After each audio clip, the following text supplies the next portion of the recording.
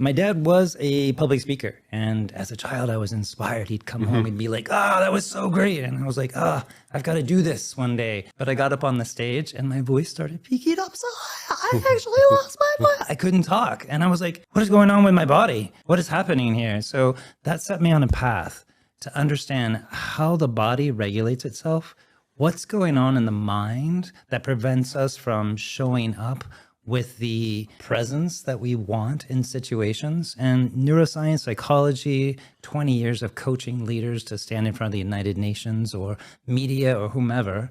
And I've learned through the mistakes and the celebrity moments what it takes to really show up the way that we want to. All communication is contextual. It depends on who you're talking to, what you're talking about, and the environment in which you're speaking.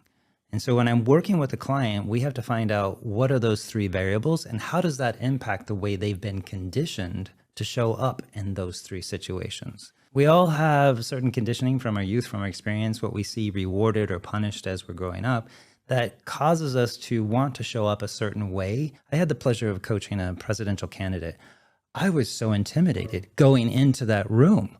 I had to puff myself up. I went backstage. I'm like, ah, right? And I went and I led a facilitated program at the World Economic Forum. And my imposter monster was in full rage mode.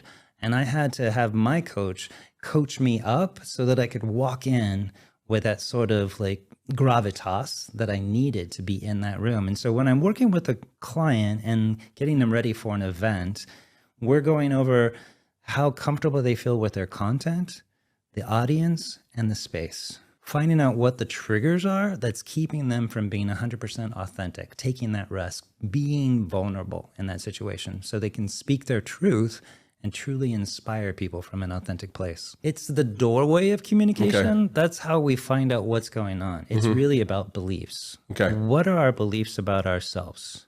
What are our beliefs about our role in this situation? Our beliefs about what we know about this?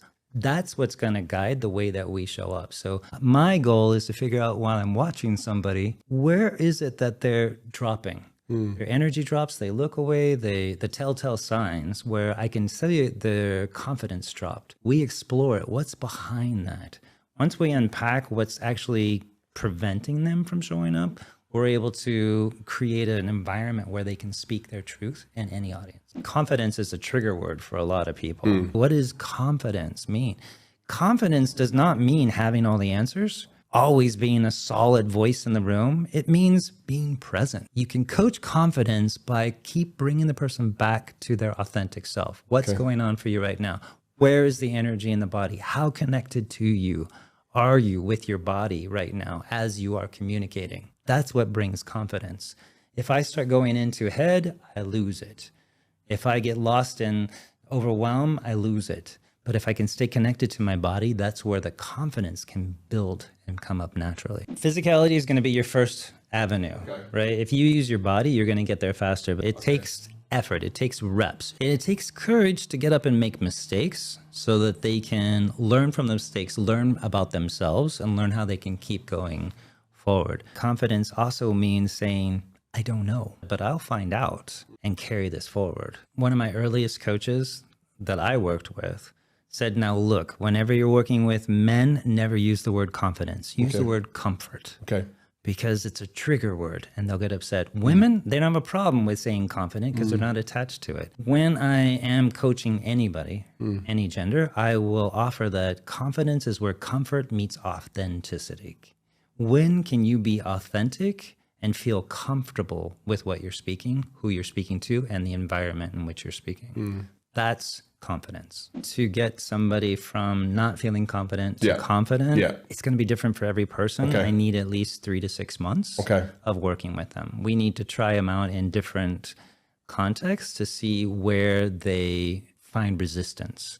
And what I do, again, is I start by saying, what is the story you tell yourself when you're standing in front of that audience? When you're talking about that topic, what's the story you tell yourself? That's what we need to unpack. Typically, there's a false narrative in our brain about who we are in relation to that person or that topic. And that's what we have to unwind. As soon as you unwind it, it can be that fast. You can show up with confidence in front of that person and talking on that topic going forward. It's going to keep changing and you got to keep building. It takes reps. Your brain is interpreting this situation as danger. So it's causing a fight, flight, freeze. The thing to understand is that when you go into fight, flight, freeze, your brain stops accessing your prefrontal cortex, which is where your content lives, where your ability to make conversation, and it becomes more primal. We become more primal in that moment. So we're not able to function. So the first key is to use your breath to relax the nervous system. And the key is in the exhale, not the inhale. They always say, you know, if you get nervous, take a breath. It's like, yeah, take a breath, but exhale. Exhale slowly. It slows and calms the nervous system. Then you have the ability to, again, name it to tame it. Okay, this is nervous because of this. We got it. I have a rational. Second, use your body.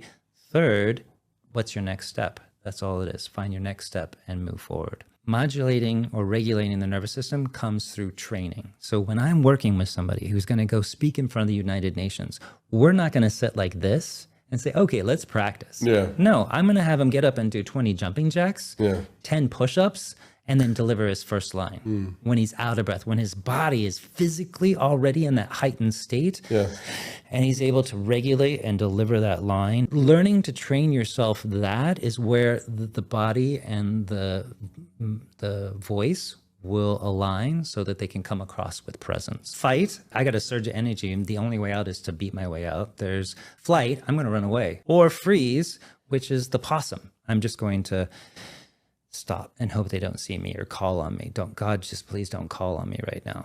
And then we'll be fine. It's the way the body works is the amygdala has one of three levers that it pulls. And one of those three is going to result and our body's going to react to it. Our brain is just there to preserve all the meat below it. And so it's doing its best to stop us from moving into a situation that's going to put anything else in danger. One, I believe that you attract whatever you put your energy towards. So if I'm training for this likely thing, it's probably going to happen just because I'm training for it. So I don't want to train for something that I don't want to happen in that regard. Resilience training is effective. I recommend improv because improv, you're being forced to improvise, to speak before it feels comfortable. That is resilience training. And we all, as a matter of moving through life, are doing some form of resistance training. The fact that some people put it on, I think there's value to it because in many ways, our society is set up for more comfort and more comfort and more comfort. So we have to seek out opportunities to train ourselves to be more resistant so that we can push past whatever the comfort zone is. Majority of my clients come to me because they got passed over for a promotion because somebody in their leadership group has told them that, look, you have a gap in this skill. That is their rock bottom. That's their shock of, wait a minute, I'm not who I thought I was. And this is who I am. How do I build from here up? Because nothing can stop me if I know where my base is and I can keep going. Whenever I'm working with a female client, and I'm just going to be blunt and say that women get talked over, I've seen it happen so many times, I'm just shocked. I'm shocked that it still happens today. I'm shocked that it's so prevalent. If you're a female in a boardroom, you need an ally. Who is your ally? You need to have that marked before you go in. And I'm going to be coaching. I'm going to say, what would your ally say at that point? And that's how they self-coach themselves. It might just be looking at your ally for a second and getting that strength and being like, okay, we're in.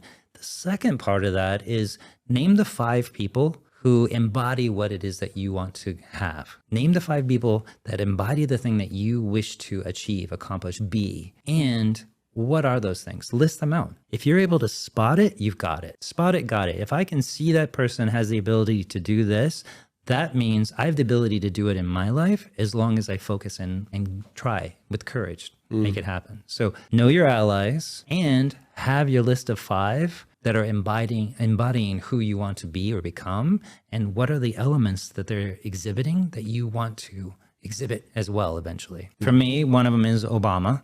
I still believe he's one of the best orators we've had, especially in the presidential seat.